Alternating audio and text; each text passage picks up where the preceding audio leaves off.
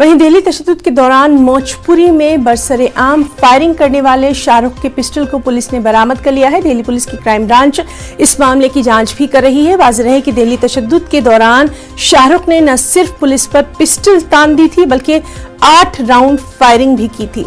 शाहरुख को पुलिस ने यूपी के बरेली से गिरफ्तार भी कर लिया था।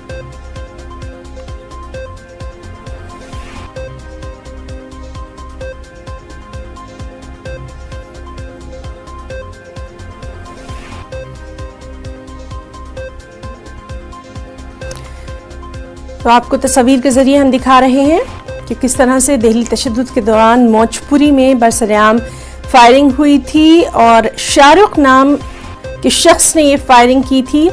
इसके पिस्टल को अब पुलिस ने बरामद कर लिया है। क्राइम ब्रांच दिल्ली की इस मामले की जांच कर रही है।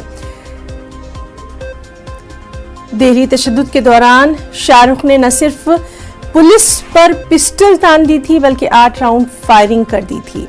शाहरुख को पुलिस ने यूपी के बरेली से गिरफ्तार किया था।